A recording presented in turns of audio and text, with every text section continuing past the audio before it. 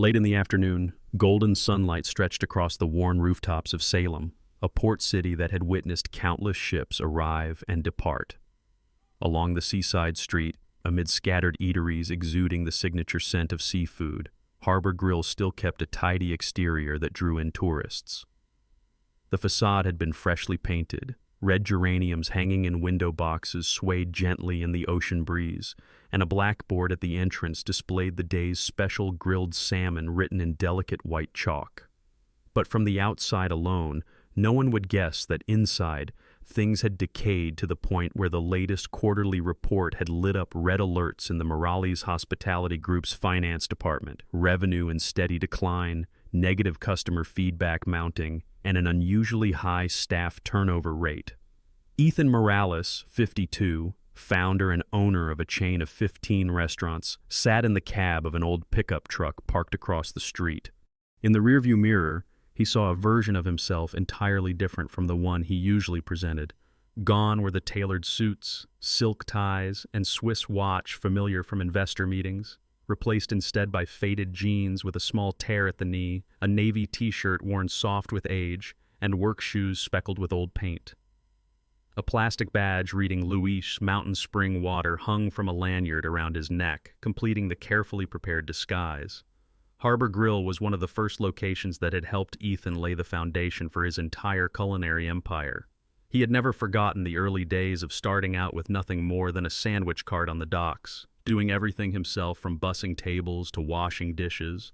Perhaps that was why he knew numbers on paper only told the surface story. To reach the core of a problem, you had to see it with your own eyes, hear it with your own ears, and most importantly, feel the atmosphere where it was all happening.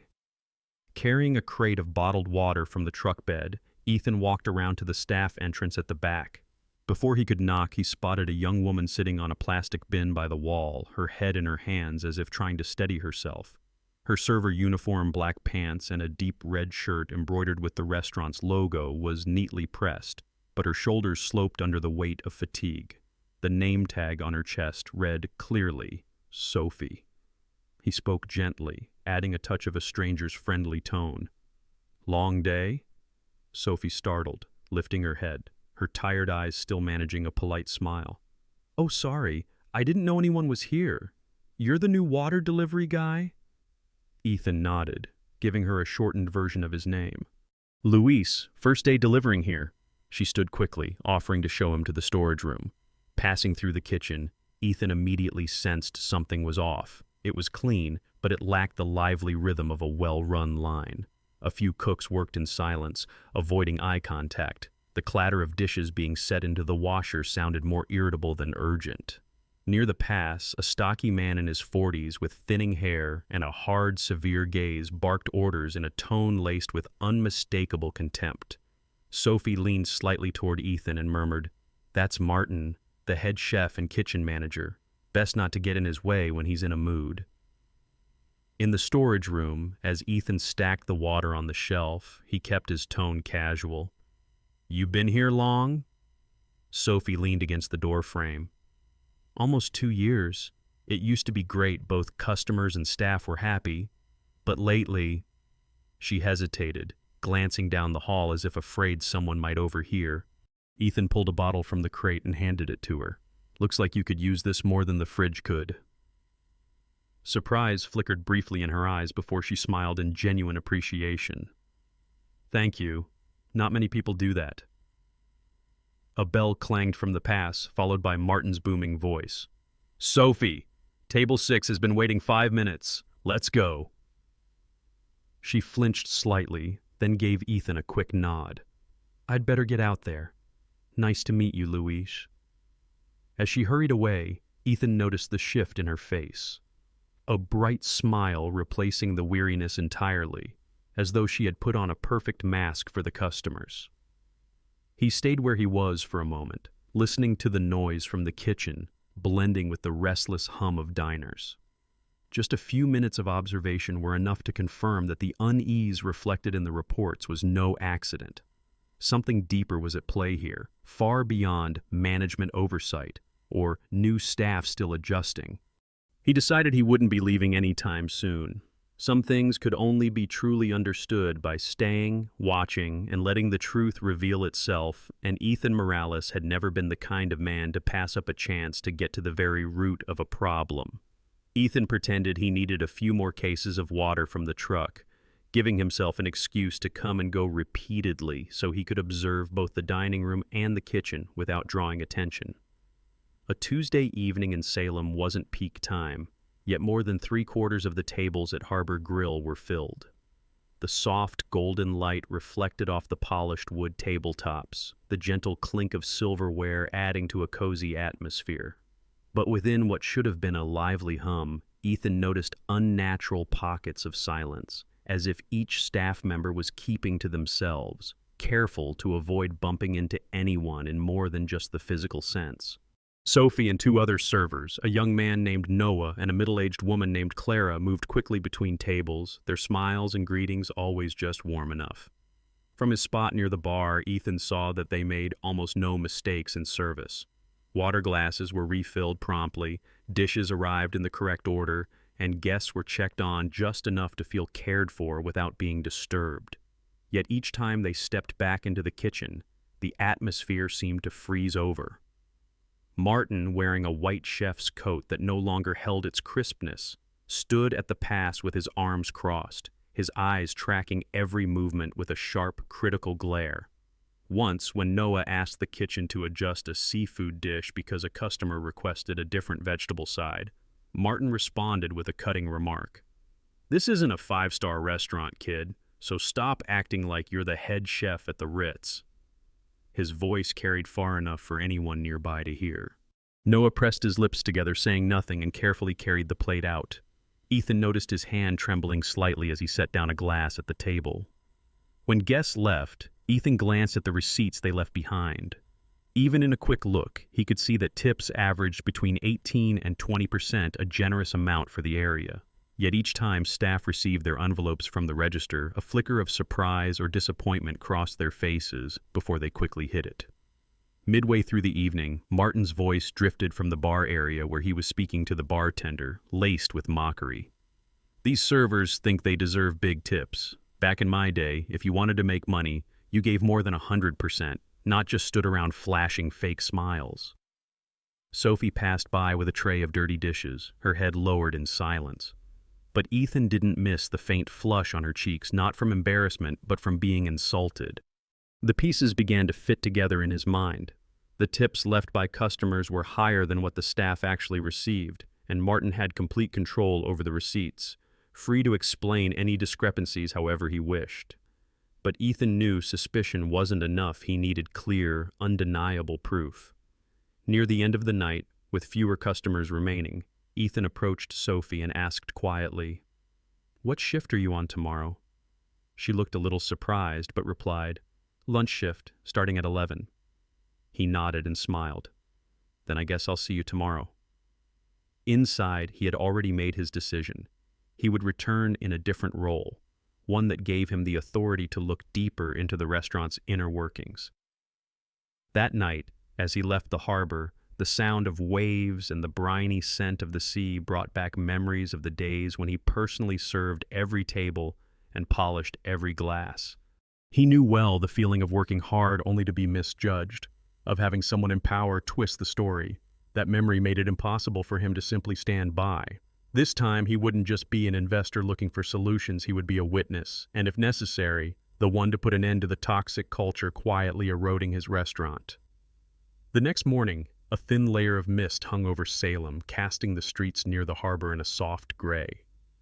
Ethan parked his car in the lot behind Harbor Grill, this time dressed very differently. Dark khaki pants, a neatly pressed light blue shirt, a modest sport coat, and a name badge reading Mark Hamilton, Essex County Food Safety Department.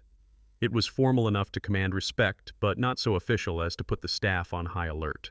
He walked in carrying a clipboard with a few sheets of paper and a brightly colored folder, greeting people and explaining that he was conducting a routine inspection and employee satisfaction survey.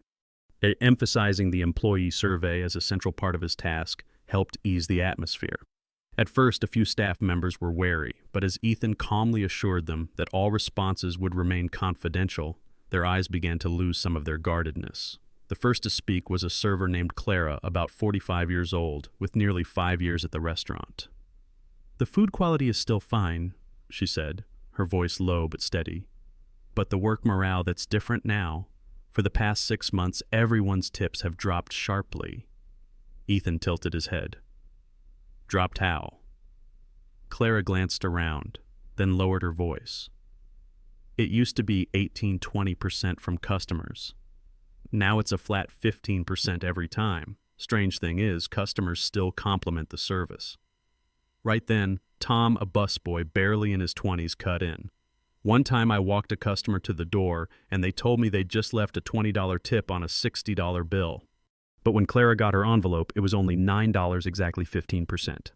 Their stories matched perfectly, strengthening the theory Ethan had already been forming.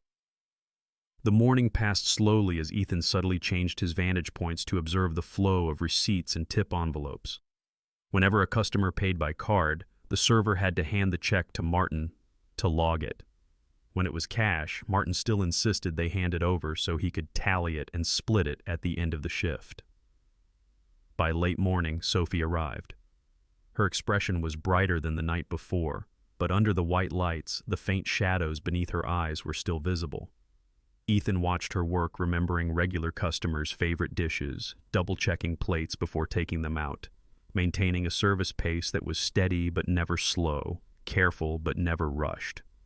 It was the demeanor of someone who had turned attentiveness into habit, not a one-off performance to impress. When a table she served finished their meal, Ethan approached the older couple as they were leaving. "Sorry to bother you. I'm conducting a service survey. Were you satisfied today?" The woman smiled warmly. "Absolutely. We always request Sophie's table. She's always so thoughtful." Her husband added, "We left a 25% tip today. She's worth it." That response was another piece clicking into place in Ethan's mind. Customers were still generous, but the amount reaching the staff was being skimmed away. To prove it, he needed to see exactly how that difference was disappearing. The opportunity came when another table paid in cash. From his spot at the bar, Ethan clearly saw the customers place 2 $10 bills on top of the check for a $47 bill. Sophie picked it up, gratitude lighting her face. But only a few minutes later, when she returned to the dining area, somewhere in the middle of her routine movements, Ethan caught the faintest crease of a frown. He stepped closer and asked quietly, "Everything okay?" She hesitated. "It's just the customer said they left more, but—" Before she could finish, Martin appeared behind her, hand outstretched. "Check, Sophie. I need to run the batch." She handed it over without protest, but Ethan caught the slight tightening of her grip. Before leaving, Ethan sat in on the short meeting before the dinner shift. Martin announced, "Tips are down again this week. Some of you aren't even hitting 15% on average." His gaze locked on Sophie. She spoke up softly. "I'm sure table 4 yesterday left more." "Are you calling me a liar?" Martin snapped, his voice sharp. The room fell silent. Ethan noticed no one dared speak up, yet the discontent was written plainly on their faces.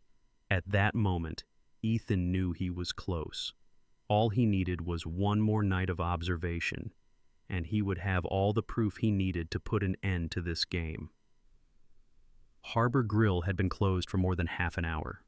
The neon sign out on the street was dark, leaving only the dim yellow glow spilling from the kitchen and the small manager's office. After leaving earlier through the employee exit like any ordinary visitor, Ethan had quietly returned, slipping into a supply closet near Martin's office. Inside the dark space, the smell of industrial cleaner mixed with the musty scent of damp cardboard. He eased the door shut, crouched low among stacks of cleaning rags and jugs of detergent, and fixed his eyes on a small gap in the wall likely left from an unfinished repair just wide enough to see Martin's desk. The sound of Martin's footsteps came from the kitchen, slow and deliberate. He closed the office door, pulled out his chair, and began flipping through a thick file. Ethan held his breath, staying completely still. Martin pulled out a stack of envelopes, each marked with the name of a server. Under the desk lamp, every movement was clear. Opening an envelope, separating the receipts from the cash into 2 piles, then retrieving a small notebook from his pocket and beginning to calculate. Clara, lunch shift $215 in sales, 15% $32.25, Martin muttered, smirking as he counted out exactly that amount from the stack of cash and placed it back in the envelope. The remainder, at least $15 by Ethan's estimate, he slipped casually into his leather wallet. The process repeated for each person. Noah, another server named Lisa, and then Sophie. Miss Perfect, Martin chuckled to himself, pulling several bills and a credit card receipt from her envelope. Sales today $310, 15% is $46.50. He counted the amount, put it back into the envelope, then pocketed the rest, nearly $40. Before sealing it, he pulled out another $5 bill, murmuring, "For questioning my numbers in front of everyone." A hot flush crept up the back of Ethan's neck. The memory of customers' gratitude and the bright service smiles he'd seen during the day clashed sharply with this brazen theft. Every envelope was flattened to the exact 15%, no matter what the customers had tipped. In less than half an hour, Martin had slipped over $150 into his wallet, meaning that over a month, the missing amount could easily exceed $3,000. Martin stacked the envelopes, locked the drawer, and jotted a few lines into the notebook, his own ledger, to make it all look legitimate. As he stood, Ethan felt his phone buzz, a message from the security team confirming they had accessed the surveillance cameras remotely and recorded everything. The evidence was no longer just in his memory, but preserved from multiple angles. Martin turned off the light, stepped outside, and the jingle of keys preceded the soft beep of the alarm system arming. Ethan waited another 15 minutes to be sure he wasn't coming back before slowly standing, the stiffness in his legs reminding him he'd been motionless for hours. Using the master key he always carried, Ethan disabled the alarm and stepped into the office. The drawer holding the envelopes was locked, but he didn't need to open it. Everything had been caught on camera. Instead, he quickly photographed the desk, the file locations, and Martin's notebook. Back in his car, the cold night wind off the harbor carried a sharp, briny scent. Ethan started the engine, but his mind was already on the morning ahead, an emergency meeting with legal and HR, and a plan not only to remove Martin, but to make things right for the people he had deceived for months. The next morning, the sky over Salem was unusually clear, but the air inside the Morales Hospitality Group's conference room was thick with tension. At exactly 7 o'clock, the entire senior executive team was seated around the long walnut table, each with a steaming cup of coffee and a thick folder in front of them. Ethan entered in his familiar navy suit and silver-gray silk tie, walking slowly but with eyes sharp as a blade. "We have a serious problem at Harbor Grill," he began, his voice low and decisive. Signaling to his assistant, Ethan had the large wall screen turned on. Footage from the security cameras appeared. Martin at his desk, opening each envelope, counting out the money, and slipping the excess into his personal wallet. The room fell silent except for the soft hum of the projector.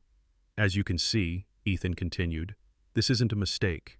This is a calculated system of theft, one that Martin has been running for at least 6 months. The head of HR frowned. "It's not just that. The internal audit team just called. There are discrepancies in the inventory of premium liquor and high-end ingredients. Several bottles of expensive wine are marked as broken but are still there, and the spirits show unexplained evaporation on paper." The company's attorney adjusted his glasses and said, "We have enough grounds to call the police immediately. This is theft, fraud, and embezzlement." Ethan paused for a few seconds, then shook his head. "Not yet. I want to handle this face-to-face first.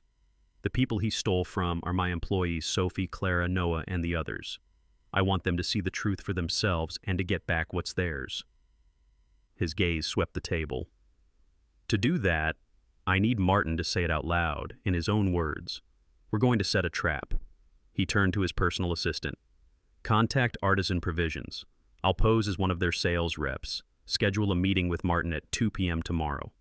Prepare a business card, a fake contract, and a bottle of top-shelf whiskey as a gift." No one questioned the plan. They were used to Ethan taking control of a crisis from the very start. He stood, gathering his documents. "After the meeting, we'll hold an all-staff gathering at Harbor Grill.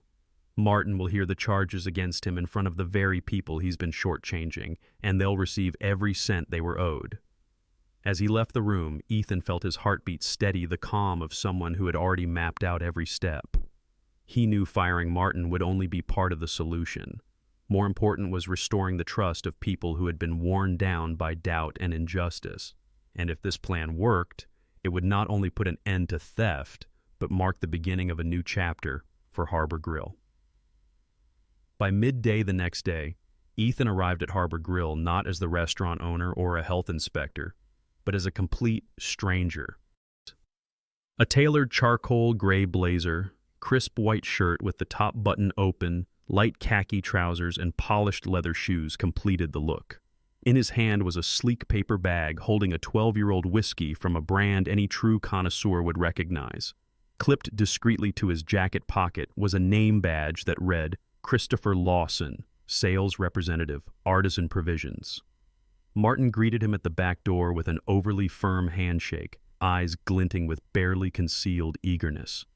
"Glad you could make it," he said, voice straining to sound friendly but carrying the over-eager tone of a man anticipating a payoff. Ethan returned a measured smile, offering the gift bag. "Just a little something to start the conversation, top shelf for a potential partner." They sat in Martin's small office, the door closed. Ethan opened a leather portfolio and placed a fake contract on the desk. Lowering his voice as if sharing a secret meant only for insiders, he said, when a partner places a large order, sometimes we have certain incentives that don't make it onto the official paperwork." In an instant, Martin's guarded demeanor melted away. He leaned back in his chair, smirking. "Now you're speaking my language. I've always believed that a good manager knows how to find opportunities for himself." Ethan tilted his head, feigning genuine interest. "That sounds interesting. Care to share a few tips? I'm always looking to learn from those who run a successful operation." Martin didn't hesitate. His voice dropped, laced with smugness. "Servers think tips are theirs, but who runs this place? Who keeps it alive? Me. Customers often tip 20 to 25%, but 15% is plenty for the staff. The rest I keep. Call it a management tax." He chuckled as if it were a harmless little trick. "The staff believe me when I tell them customers are tipping less because times are tough. That Sophie girl had the nerve to argue yesterday, so I took a little extra to put her in her place." At that, Ethan's expression remained calm, but his hand under the table tightened into a fist. Steering the conversation, he asked about inventory. Martin shrugged, lowering his voice again. "Bottles of wine broken on paper each month, a few whiskeys evaporating. It's all just a matter of paperwork. As long as you know how to report it, no one asks questions." Ethan closed the portfolio and removed the non-prescription glasses he'd been wearing. "That's very interesting, Martin. But there's something you don't know." His voice turned cold and deliberate. "I'm not Christopher Lawson. I'm Ethan Morales, the owner of this restaurant and 14 others. And everything you just bragged about has been recorded." The smile vanished from Martin's face. He opened his mouth to protest, but Ethan pulled out his phone and played back the recording, every word of his confession crystal clear. Martin's eyes flicked toward the door, but Ethan said evenly, "Don't think about leaving. My security team is right outside, and the police have already been notified about the inventory fraud." Ethan rose, straightening his jacket. "But before they arrive, you're going to walk out there with me. We have a meeting with the entire staff, and they're going to hear exactly what's been going on." Martin sat frozen, his complexion turning ashen, as Ethan opened the door and gestured for him to go first. Outside, 2 large security personnel stood waiting. The public confrontation was about to begin. That afternoon, the dining room at Harbor Grill had no customers, yet every seat was filled by the very people who had kept the place running for months. Ethan stood at the front, tall and composed, with Martin flanked closely by 2 security guards. The arrogance that had once defined Martin's face was gone, replaced by the pale look of a man cornered. Ethan let his gaze sweep the room, stopping on each face. Sophie, arms crossed, eyes a mix of suspicion and guardedness. Clara and Noah seated together, whispering words no one else could hear. A few kitchen staff sitting in silence, waiting. "I'm Ethan Morales, owner of Harbor Grill and 14 other restaurants," he began, his voice low but carrying through the space. "For the past 2 days, I've been here in different roles, a delivery driver, a health inspector, and today, myself. Why? Because the numbers in the reports and feedback from customers told me something wasn't right in this restaurant." He signaled for his assistant to connect a mobile device to the projector. The room fell into silence as footage from the night before appeared. Martin opening envelopes, counting money, setting aside exactly 15%, and slipping the rest into his wallet. There were quiet gasps and murmurs of anger from the staff. Ethan continued, playing the audio recording from their conversation earlier that day. Martin's voice came through clearly. 15% is enough. The rest I keep. Call it a management tax." Sophie raised a hand to her mouth, her eyes wet but lit with the relief of finally being vindicated. Ethan switched off the projector and addressed the room. "This is theft, fraud, and deceit. It does not reflect the values of this company, and it certainly does not reflect the value of the people in this room." He gestured, and his assistant wheeled forward a small cart stacked with envelopes. "We've audited the past 6 months since Martin started working here and calculated the amount of tip money that was taken, with interest. Each of you will receive every dollar you lost, plus an additional 20% as my personal apology." Names were called one by one. Claire accepted her envelope, eyes red. Noah was so flustered he stammered his thanks. Sophie stood, hands trembling as she opened hers, seeing an amount that would cover months of back rent and tuition. "This," Ethan said, meeting her gaze, "is what you earned and what you deserve."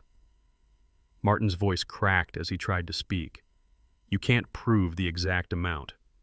Ethan turned to him, his expression cold. "We have video of you stealing $147 in a single night. Multiply that by the days you worked, and I'd say the sum we're returning is generous compared to reality." For a moment the dining room was silent. Then the applause began, first scattered, then building into a steady wave. But Ethan didn't let the emotion overtake the moment. "Starting today, Harbor Grill will implement a new payment system. Tips will be recorded directly on the digital bill and transferred straight into the server's account. No one, not even management, will be allowed to interfere." Sophie lifted her head, meeting Ethan's eyes for the first time without any guard. "Why did you start investigating?" she asked. Ethan smiled faintly. "A family once left you a $50 tip because you carefully checked every ingredient in a dish for their daughter who had allergies. When they called to ask why you hadn't received it, I knew I had to find out." The room fell quiet. Ethan drew a deep breath, then said, "But before we close this matter, there's one more thing." He looked at Sophie. "I want you to be the new manager of Harbor Grill. You've kept this place standing even as everything around it was falling apart. If you accept, we start today." For the first few seconds, Sophie stood still, as if unable to believe what she had just heard. The long days of exhausting work, maintaining professionalism in a stifling environment, had suddenly turned into an opportunity she had never dared to imagine. Around her, whispers of encouragement began to rise. Clara leaned in and murmured, "Take it, Sophie. No one deserves it more than you." Sophie lifted her head and looked straight at Ethan. His eyes were serious yet warm, carrying the message that this was not a favor but recognition. "Yes," she said firmly, her voice trembling slightly but steady. "I accept." A wave of applause erupted, joined by a few whistles of support. At the corner of the room, Martin stood with his head bowed, shoulders rigid. The 2 security guards remained in place. When Ethan gave a slight nod, a police officer and his partner entered through the main door. They walked straight over, reading Martin his charges of theft, fraud, and embezzlement. The stainless steel cuffs glinted under the lights.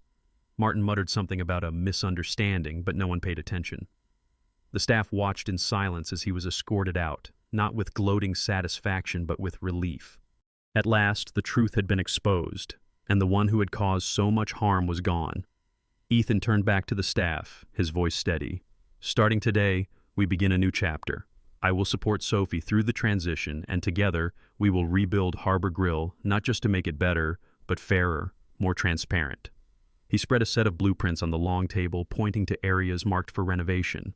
The bar would be repositioned to reduce walking distance, the lighting would be adjusted to create a warmer atmosphere, and the kitchen would gain extra storage space to prevent clutter. "This won't be an extravagant overhaul," Ethan explained, "but it will be enough to signal to our customers and to ourselves that this is a fresh start." Sophie stepped forward, leaning over the blueprints, her eyes lighting with the focused energy Ethan had seen in the best leaders. "If we move the drink station over here," she pointed to a corner of the plan, "servers will save a few steps for every drink order. Saving even small amounts of time will make guests feel they're being served faster, and it will ease the pressure on the staff." Ethan smiled. That single observation made him even more certain of his choice. The meeting ended not with cheers but with nods of agreement and expressions of quiet relief. They knew there was still much work to be done, but for the first time in many months, they believed they were heading in the right direction. And out beyond the harbor, the late afternoon sun cast a streak of brilliant gold across the water, a sign of a brighter tomorrow for Harbor Grill. In the first weeks of Sophie taking on the role of manager, the days moved at a demanding yet invigorating pace. From the moment the doors opened until the lights went out, she was everywhere, checking the kitchen, observing the bar, chatting with regulars, and most importantly, listening to her staff. Instead of tense meetings filled with reprimands, Sophie organized short pre-shift gatherings where everyone could share challenges and suggest solutions. The first thing she implemented was the new payment system Ethan had promised. Tips were entered directly into the electronic bill, with a notification sent to the server's phone the moment the customer paid. The first time Clara looked down at her screen and saw an 18% tip recorded without passing through anyone's hands, she exhaled softly in relief, while Noah joked, "Feels like getting paid after every table." The atmosphere in the restaurant shifted noticeably. Laughter began to spill from the kitchen more often. "Thank you" and "great job" were heard between staff, things that had been rare before. Customers sensed the change too. Service was faster, smiles were genuine, and a warmth filled the dining room. In Sophie's first month in charge, revenue rose 17% compared to the same period the year before, and the average tip increased by nearly 30%. At the same time, Sophie introduced a more flexible work schedule, allowing staff to swap shifts when needed without having to endure disapproving looks from management. She also launched cross-training programs so each employee could handle multiple roles, reducing pressure when short-staffed and fostering better understanding and teamwork. Noah learned how to make drinks, while Alicia from the cold kitchen began helping with table service during peak hours.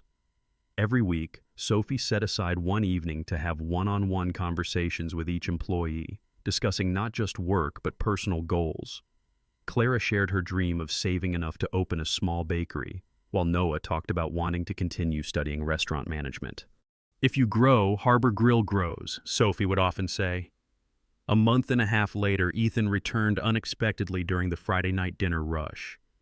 He gave no warning, simply sitting at a corner table and watching the flow of operations.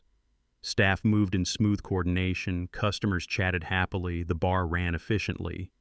When Sophie came over to greet him, Ethan noticed a change in her eyes, no longer guarded or weary, but confident and in command. "Look around," she smiled. "Everything is truly coming back to life." Ethan nodded, but in his mind another thought was forming. If one restaurant could transform this quickly under Sophie's leadership, could she do the same for the others? That evening, as dinner service was winding down, an elderly couple walked into Harbor Grill. Sophie recognized them instantly, Mr. and Mrs. Henderson, loyal patrons she had served on a winter evening when their daughter had a severe food allergy. She had carefully checked every ingredient in their meal to ensure absolute safety. They had left her a generous tip, but as they later told her, that money had disappeared before it ever reached her. Sophie hurried over to greet them. "Mr. and Mrs. Henderson, it's so good to see you again." Mrs. Henderson smiled warmly. "We heard the restaurant has changed a lot, and we had to come see for ourselves. And this is?" She glanced toward the man sitting at a corner table. Sophie turned and gestured for Ethan to join them. "This is Mr. Ethan Morales, the owner of Harbor Grill."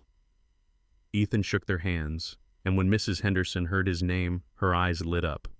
"So you're the one who fixed everything?" He smiled. "More accurately, It was your phone call that set everything in motion. Your concern for one of my staff members was the spark that started this entire change. Mrs. Henderson looked surprised. We just wanted to make sure Sophie got her tip. We never imagined. Ethan nodded. Sometimes one small action can create a ripple effect.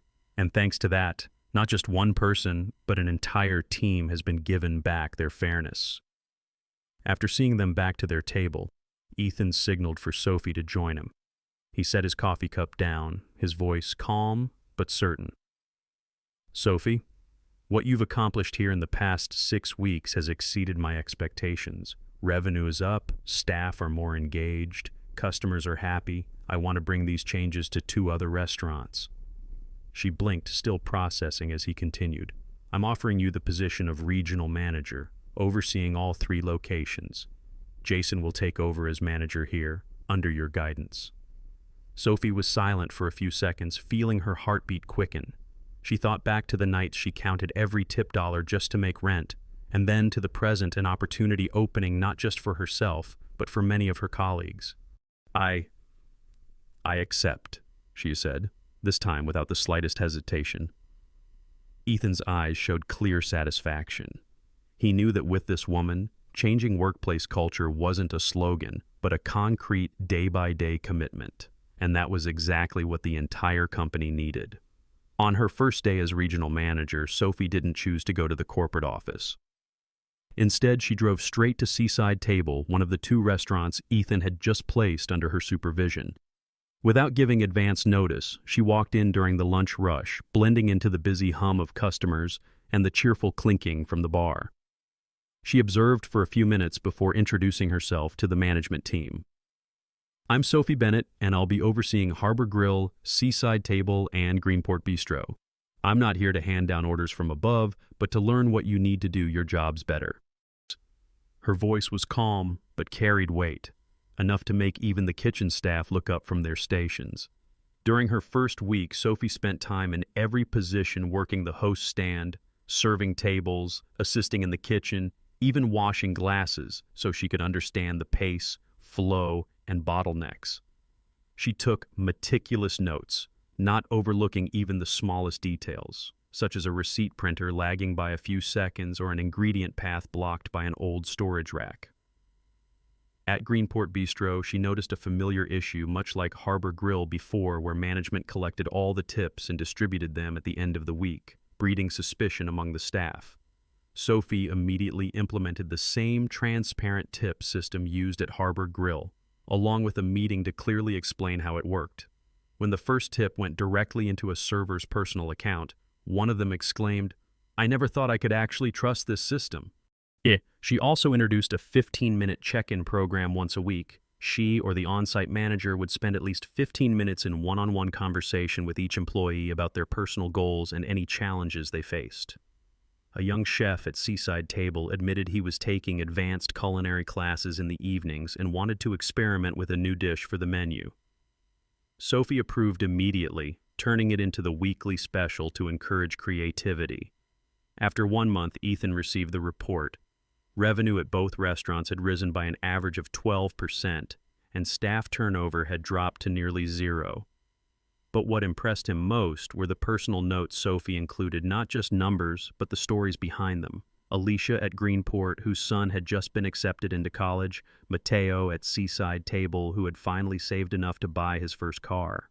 Ethan read through it all, then smiled. He knew this was only the beginning. And for Sophie, her success wasn't defined by the promotion she had earned, but by her ability to spread the belief that a great restaurant is built not only on good food, but on people who feel valued and respected. From the perspective of someone who has witnessed hundreds of businesses rise and fall, I believe lasting success has never been built solely on numbers or marketing strategies. An organization that stands the test of time is one that listens, protects, and empowers the people on the front lines, the ones who interact directly with customers and safeguard the soul of the brand every single day. Sophie didn't just save a restaurant. She proved that transparency, respect, and genuine support can transform an entire system that once seemed rotten to its core. If you too believe that real change begins with how we treat people, hit like and subscribe so you won't miss the next inspiring story. And before you go, leave a comment with the words "Keep the Faith," as a reminder that sometimes all it takes is one steadfast person to change an entire team.